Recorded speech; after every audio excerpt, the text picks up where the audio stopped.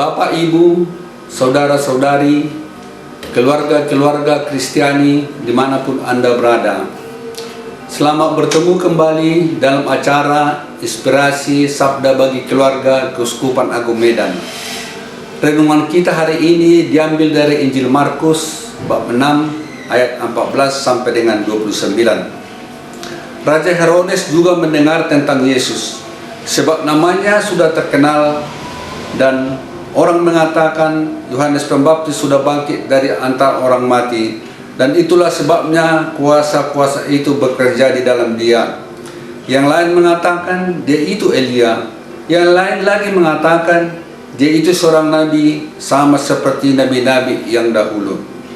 Waktu Herodes mendengar hal itu, ia berkata, "Bukan dia itu Yohanes yang sudah kupenggal kepalanya dan yang bangkit lagi?" Sebab memang Herodeslah yang menyuruh orang menangkap Yohanes dan membelenggunya di penjara berhubung dengan peristiwa Herodias, istri Filipus saudaranya, karena Herodes telah mengambil sebagai istri. Karena Yohanes pernah menegur Herodes, "Tidak halal engkau mengambil istri saudaramu." Karena itu Herodias menaruh dendam pada Yohanes dan bermaksud untuk membunuh dia. Tetapi tidak dapat, sebab Herodes segan akan Yohanes karena ia tahu bahwa Yohanes adalah orang yang benar dan suci. Jadi ia melindunginya. Tetapi apabila ia mendengarkan Yohanes, hatinya selalu terombang-ambing. Namun ia merasa senang juga mendengarkan dia. Akhirnya tiba juga kesempatan yang baik bagi Herodias. Ketika Herodes pada hari ulang tahunnya mengadakan perjamuan untuk pembesar-pembesarnya, perwira-perwiranya, dan orang-orang terkemuka di Galilea. Pada waktu itu anak perempuan Herodias tampil lalu menari, dan ia menyukakan hati Herodes dan tamu-tamunya. Raja berkata kepada gadis itu, "Minta daripadaku apa saja yang kau ingini, maka akan kuberikan kepadamu." Lalu bersumpah kepadanya, "Apa saja yang kau minta akan kuberikan kepadamu, sekalipun setengah dari kerajaanku." Anak itu pergi dan menanyakan ibunya, "Apa yang harus kubinta?" Jawabnya, "Kepala Yohanes Pembaptis." Maka cepat-cepat ia pergi kepada raja dan meminta, "Aku mau supaya sekarang juga engkau berikan kepadaku kepala Yohanes Pembaptis di sebuah talam." Lalu sangat sedihlah hati raja, tetapi karena sumpahnya dan karena tamu-tamunya, ia tidak dapat menolaknya. Raja segera menyuruh seorang pengawal dengan perintah supaya mengambil kepala Yohanes. Orang itu pergi dan memenggal kepala Yohanes di penjara. Ia membawa kepala itu di sebuah talam dan memberikannya kepada gadis itu, dan gadis itu memberikannya pula kepada ibunya. Ketika murid-murid Yohanes mendengar hal itu, mereka datang mengambil mayatnya, lalu memberingkannya dalam kuburan. Demikianlah sabda Tuhan. Terpujilah Kristus. Saudara-saudari yang terkasih, sangat manusiawi bila kita mencari rasa nyaman dalam hidup ini.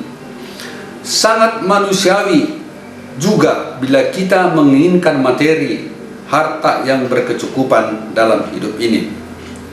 Sangat manusiawi juga bila kita mempunyai jabatan terhormat, kekuasaan, teman yang banyak, dan mempunyai nama baik dalam hidup ini.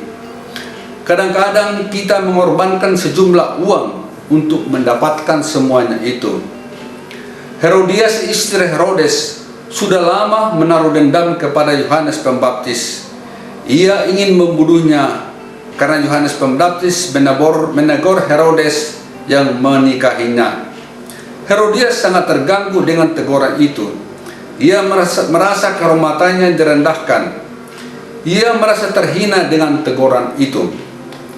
Pada hari ulang tahun Herodes, putrinya Salome menari. Hati Herodes sangat terhibur di hadapan hadirin. Ia bersumpah akan memberikan apa saja yang diinginkan anak gadisnya Salome. Salome bertanya kepada ibunya, Ibunya membisikkan agar Salome meminta kepala Yohanes Pembaptis. Herodias melampiaskan dendamnya. Herodes sedih dengan permintaan itu, tetapi karena sumpahnya, permintaan itu tidak dapat ditolaknya. Saudara-saudari yang terkasih, dalam berkeluarga mungkin kita pernah dengar istilah DKI, di bawah ketiak istri, atau sama dengan di bawah bendera. Sering kita dengar karena pengaruh istri, jati diri kita sebagai suami atau kepala keluarga tidak berarti semestinya. Suami bisa dipengaruhi istri. Istri sudah tahu berapa gaji atau penghasilan suami, tetapi karena pengaruh istri, suami jadi korupsi untuk memuaskan hati istri. Kita sering mendengar karena pembagian harta warisan, keluarga bisa berantakan dan tidak saling tegur sampai mati. Dalam berkeluarga, kita sangat mudah berkompromi dengan setan. Kita sering mengatakan iya ketika kita seharusnya mengatakan tidak. Dan sebaliknya, sangat mudah mengatakan tidak ketika kita seharusnya mengatakan ya. Kita sangat mudah berpihak kepada gerombolan orang terlebih yang punya kuasa, tetapi sangat sulit berpihak kepada segelintir orang apabila mereka lemah dan tidak berdaya.